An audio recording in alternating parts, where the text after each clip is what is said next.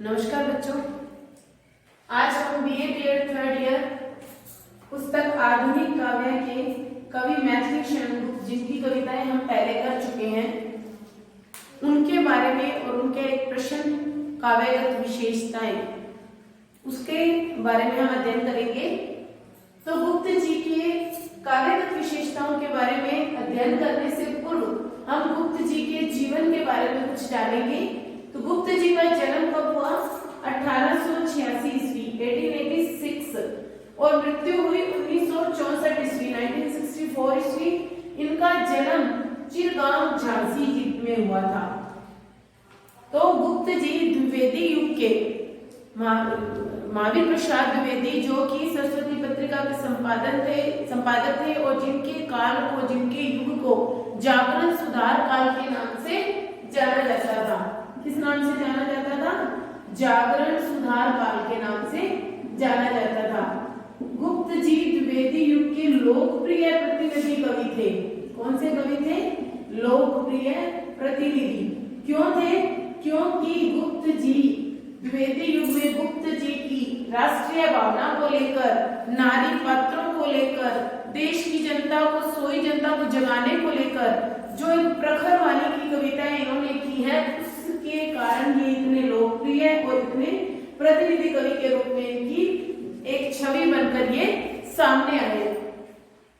द्विवेदी युग के बाद इन्होंने अनेक रचनाएं लिखी। द्विवेदी युग के अंदर उस समय प्रमुख क्या था? 1912 के लगभग इन्होंने रचनाएं लिखनी शुरू की थी। भारत भारती इनकी 1912 के लगभग की लिखी गई रचना है। तो भारत भारती, जिस प्रकार भारत भारती नाम से ही प्रसिद्ध लगता है कि भारत भारती क्या है? राष्ट्रीय कविता के रूप में प्रसिद्ध है, राष्ट्र कविता के रूप में प्रसिद्ध है, राष्ट्र को जगाने के लिए प्रसिद्ध है। राष्ट्र की सोई जनता जो क्या थी?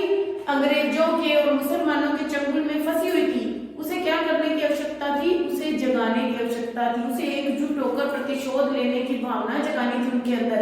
उस जनता का डंका बजवाना था, उस जनता की ताकत को उन अंग्रेजों और मुसलमानों को दिखाना था, उन मुगलों को यहाँ से फटकार कर बाहर निकालना था, उन अंग्रेजों को खदेड़ना था। तो उसके लिए जो हिंदी साहित्य के अंदर जो गुप्त जी हैं, उनकी काव्य क्या बना? एक प्रखर, एक तेज जोश का काम किया उसने, और जिसकी वजह से जो साधारण युवा वर्ग था वो उत्तेजित हो गया, और उत्तेजित होकर उस युवा पीढ़ी ने क्या किया? आक्रोश से उन अंग्रेजों के खिलाफ एकजुट होकर कार्य किया, और उससे क्या हुआ? हमारा देश क्या हो गया? आजाद हो गया। जैसे कि मैंने आपको बताया कि कोई भी कविता है या कोई भी साहित्य है, उसका उस समय की परिस्थितियों पर बहुत प्रभाव पड़ता है। अब जैसे उस समय परिस्थितियां क्या थी? देश आजाद नहीं था, गुलामी से जकड़ा हुआ था, मुगलों के अधीन था, चारों तरफ से प्रताड़ित होता था, शोषक वर्ग शोषितों को शोषण करे जा रहे थे, किसान, मजदूर, स्त्रियां सभी क्या हो रहे थे? धराशायी हो रहे थे। क्यों हो रहे थे वे धराशायी? क्यों? क्योंकि वो उनके अंदर का जो जोश था, उनके अंदर जो प्रेरणा थी, वो समाप्त हो चुकी थी। यदि एकजुट होकर कुछ करना चाहे तो कर सकते थे, लेकिन उसे जगाने की आवश्यकता थी। तो ये जगाने का काम किसने किया? मैथिली शरण गुप्त जी ने किया। गुप्त जी का यह मानना था कि अगर देश की जनता को उठाया जाए और उसे एकजुट होकर आगे बढ़ाया जाए तो इस देश में ऐसा कोई नहीं है कि जो भारी शक्ति आकर इस देश पर राज कर सके। तो ये क्या थी? इनकी कुछ प्रमुख रचनाएं थी, जैसे पंचवटी, झंकार, साकेत, यशोधरा, जय भारत, भारत भारती। तो इनकी ये कुछ ऐसी रचनाएं थी जिसमें इन्होंने सबसे अधिक क्या दिखाया? इनकी प्रकृति का प्रेम था, इनको राष्ट्र की भावना इनके अंदर बहुत थी, आशावादी दृष्टिकोण था, जो कि मैंने ये विशेषताएं लिख रखी है। राष्ट्र प्रेम की भावना थी, मानवतावादी विचार थे, आशावादी दृष्टिकोण था, गांधीवादी विचारधारा थी, प्रकृति चित्रण था, नारी भावना थी, कलागत विशेषताएं थी। तो ये है गुप्त जी की काव्यगत विशेषताएं। तो गुप्त जी के समय सबसे पहले काव्यगत विशेषता क्या आती है? राष्ट्र प्रेम की भावना। तो राष्ट्र प्रेम उस समय सबसे अधिक प्रकट था। राष्ट्र प्रेम कैसे पैदा होता है? राष्ट्र का प्रेम पैदा करने के लिए भी कुछ परिस्थितियां होती हैं। जब हम एक समय ऐसा भी था हमारे भारत में कि जब छोटे छोटे राज्य को, छोटे छोटे खंड प्रदेश को जो जनता थी वो क्या समझ लेती थी? अपना राज्य मान लेती थी। वो राजा अपने ही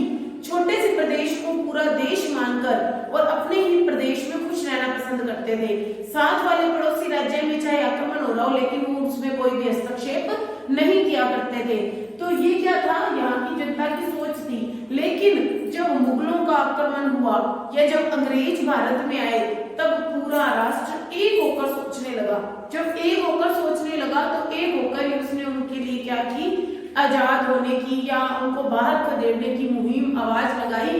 कुछ देशभक्त कवियों ने या कुछ देशभक्त नेताओं ने या कुछ देशभक्त सेनानियों ने मिलकर जब ये एक युद्ध का आह्वान किया, ये भारत को आजाद करने का जब आह्वान किया तो उसमें इन कवियों की भी बहुत महत्वपूर्ण भूमिका मौजूद थी।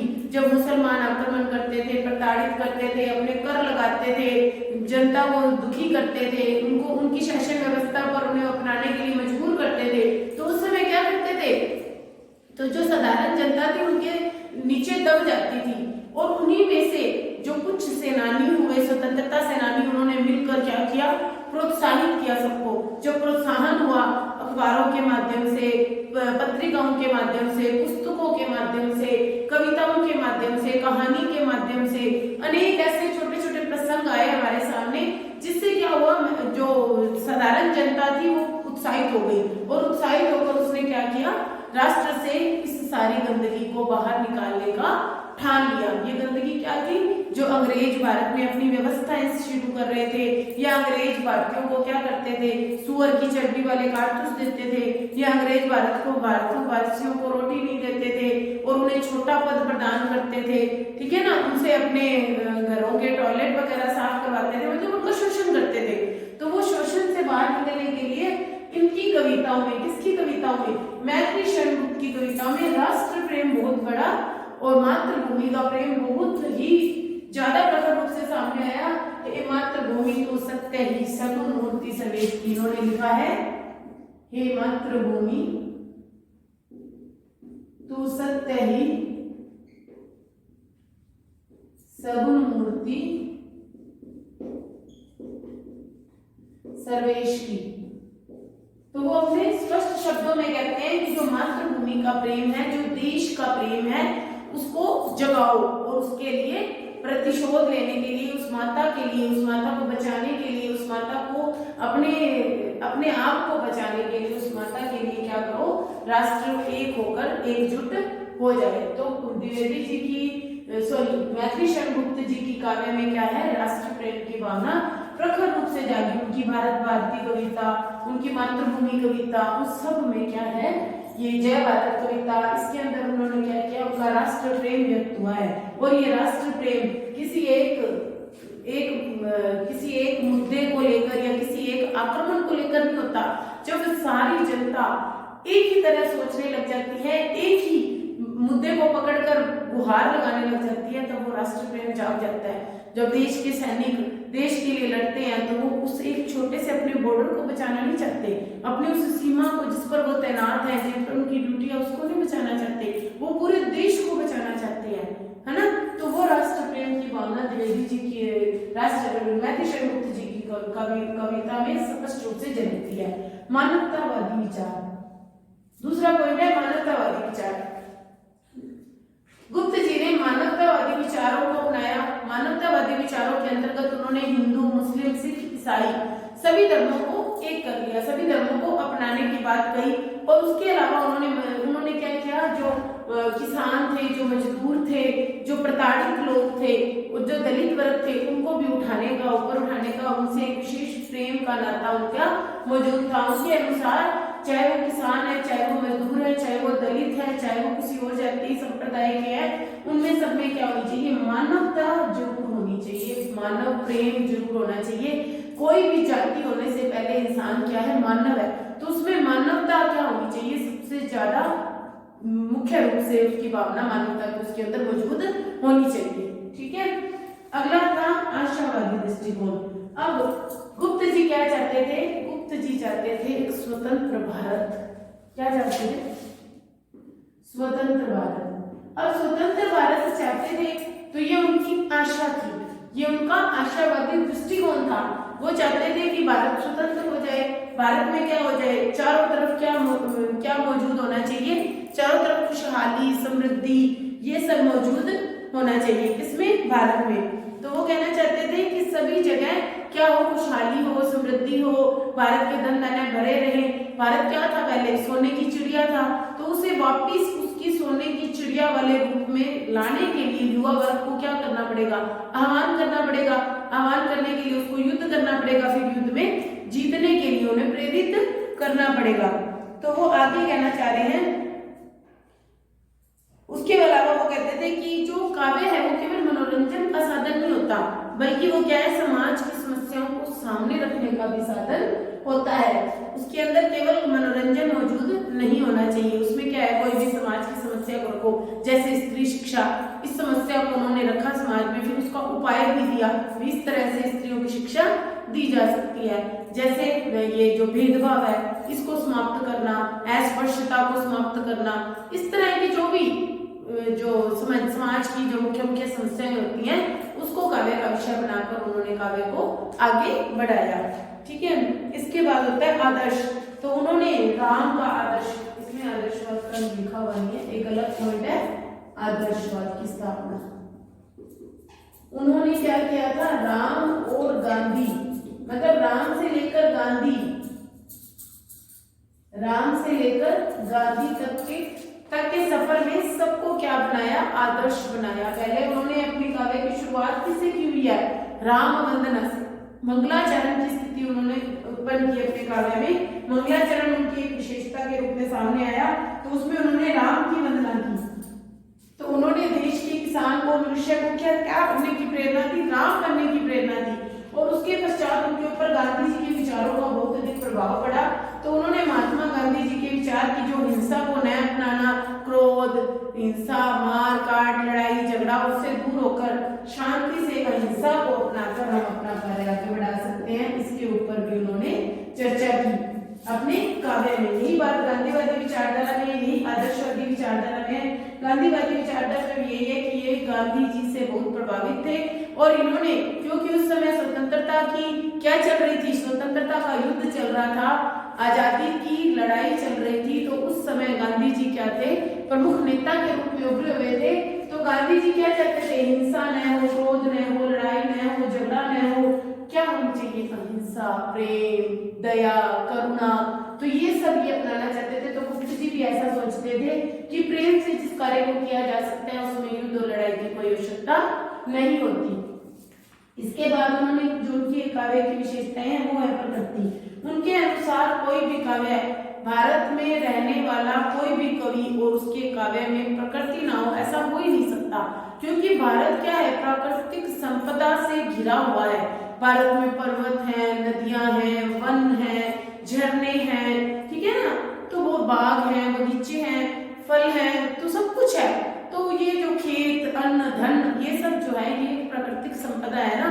तो इस वजह से भारत की जो हर एक कवि है उसके अंदर क्या है, उनके काव्य में प्रकृति चित्रण, स्वाभाविक सा चित्रण मौजूद है।